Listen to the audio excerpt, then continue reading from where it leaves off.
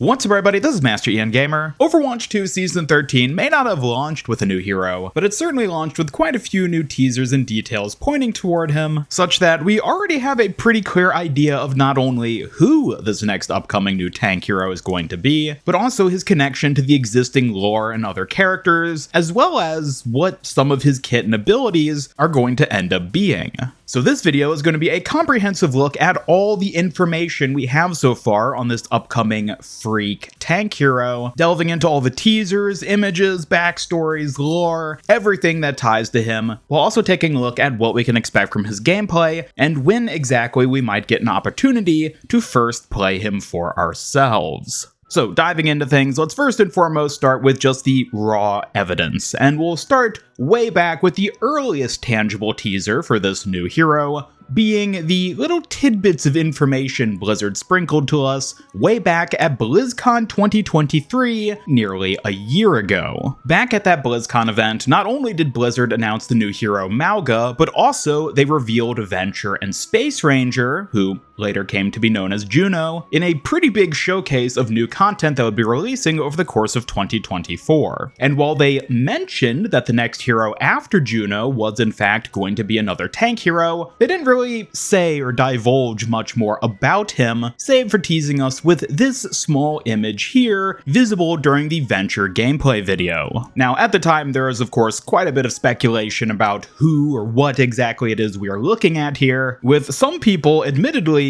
getting it pretty close based on what we know now with the more recent teasers, but for the most part, we didn't have anything to go on for this character other than just this image up until just recently, with the start of Overwatch 2 Season 13, and specifically first and foremost, the trailer. At the very end of the trailer, as I'm sure many of you saw, we got a little stinger teasing something happening at Oasis, and for those of us who've been in this game long enough, it was pretty clear this was going to be a teaser for the new hero. The teaser itself shows one of the spawn rooms from the Oasis University map, specifically the one which previously held the mysterious dark ferrofluid substance, only now that room was trashed, with the ferrofluid missing and a number of other interesting details having appeared, which we'll talk about in just a second, but really the most important thing to discern from this trailer stinger itself is the audio that plays during it, which I'll just go ahead and play for you here.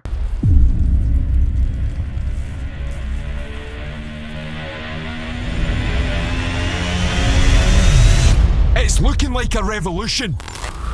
This voice is almost certainly the voice of the upcoming new hero, and based on the voice itself, they sound to be a male character with a distinctly Scottish accent, which pretty heavily implies that the character's nationality will in fact be Scottish, which of course is a nationality not yet represented within the cast of Overwatch. And additionally, they seem to be calling for a revolution, which is reflected in a lot of the graffiti we see adorning the walls of this Oasis spawn room. But speaking of, let's actually jump into that spawn room itself, because not only is this room trashed in the trailer for Season 13, but also with the launch of that new season, the actual Oasis map was updated to include everything we saw in the trailer, plus a good bit more. First and foremost, let's focus on the ferrofluid, that mysterious, spiky, dark liquid that was suspended within this spawn room ever since the map first released many years ago. The fluid itself is absent, with splatter marks on the floor suggesting that it perhaps lost its sort of stasis state wherever it was being held and analyzed, along with a trail of dark liquid leading out to the door, thus suggesting that the material was not merely disrupted from its stasis, but in fact stolen,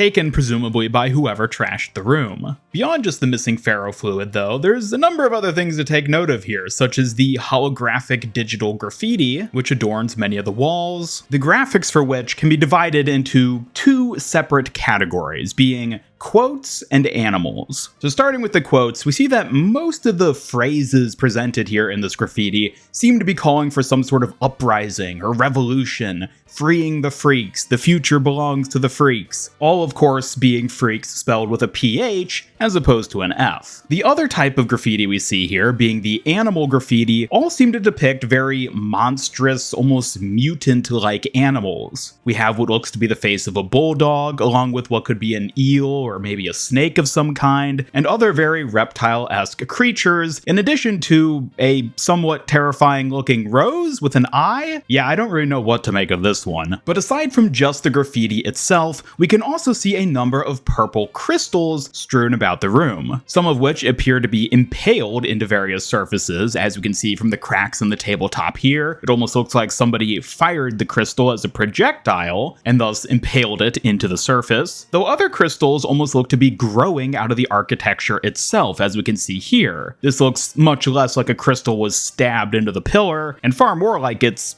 literally growing out of it. This is certainly a curious discrepancy between these two types of crystals, and I'll be coming back to it a bit later once I delve into the actual potential abilities for this new hero. But the other thing to focus on here when just looking at the evidence is that Oasis isn't actually the only map that's been updated to feature this graffiti and the crystals. We can also see one of the forward spawn rooms on New Queen Street in Toronto featuring this exact same graffiti, adorning the walls of this particularly seedy looking bar, with one of the crystals even seen being impaled into the dartboard here. However, despite how intriguing all this flashy graffiti and crystals are, there's actually some more subtle evidence to delve into that was added with this update, particularly some text that's visible on a few computer screens within that trashed Oasis spawn room. The text is in Arabic, so I needed to translate it in order to decipher it, and while I won't read it out verbatim in its entirety, since a lot of it is just sort of a messaging back and forth between Moira and the other scientists at the Oasis University, I will read through the key information we can discern from it, as there's actually quite a bit of important information contained within this correspondence. For starters, the ferrofluid substance that was previously seen present in the spawn room is in fact a rare, naturally occurring, and exceptionally indestructible vanadium isotope, which was discovered by the Wayfinder archaeologists within the Petra dig site. After transferring this material to Oasis for further study, the vanadium was temporarily housed by Moira within the Ministry of Genetics, which is the room we see all this situated in, with plans for the vanadium to eventually be transferred to the Ministry of Geology for proper containment and study. However, while within her temporary possession, Moira, who of course works directly with the Ministry of Genetics, began conducting her own experiments on the vanadium, finding its properties to be ideal not only for structural applications, but also as a form of munitions, with even the potential to enhance the physical strength of biological entities who are infused with it. She goes on to suggest potentially working with Helix Securities to find a way to even weaponize the substance, before her final message, which states that she's even begun her own preliminary clinical trials, specifically ones which involve humans.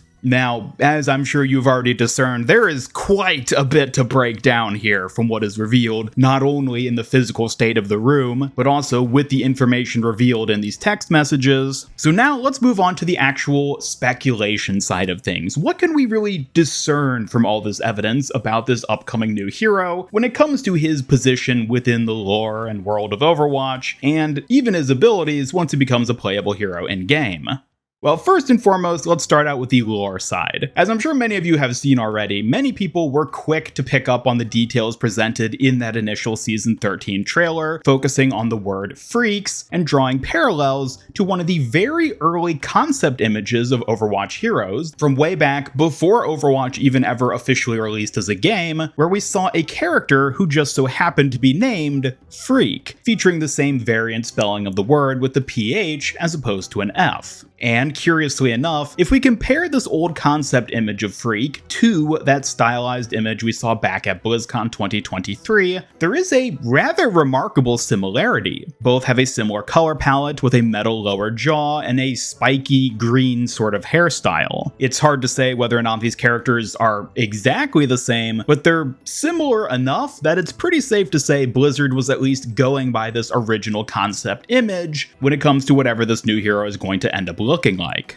Additionally, this image from early marketing material for Overwatch was dug up, which features a number of people fighting in Paris, with one of them featuring a similar aesthetic to the aforementioned Phreak character concept, and another character seen wearing a jacket with what looks to be the first few letters of the word freak or freaks. So regardless of who or what we end up getting with this new hero edition, I think it's very easy to say that Blizzard is going back to some of those early concept images in order to design this particular hero. Although there are a couple little caveats here that are worth pointing out. For example, I don't think that this new tank hero will necessarily be named Phreak per se, as we can see not only from the jacket in this image here, but also the word Phreaks with a plural S at the end in the graffiti, suggesting that Phreaks is likely the name of the faction or rebel gang group, whatever you want to call them, of which this new hero is going to be a part of. And while sure, he might still have the code name of Phreak, it'd be a bit weird if the faction was called Phreaks and then he was just called Phreak in like a singular context. I'm guessing more than likely he's going to have a different name that we just haven't seen yet, but the faction itself is certainly called Phreaks, and thus that term is going to be very closely tied to the hero. Additionally, based off of the graffiti we see here showcasing the strange mutated animal type creatures, I'm willing to bet that many, if not all, of the Phreaks are actually former test subjects who were experimented on by Moira. The existence of such freakish test subjects has actually even been alluded to for a while now at this point, specifically via an interaction between Genji and Moira.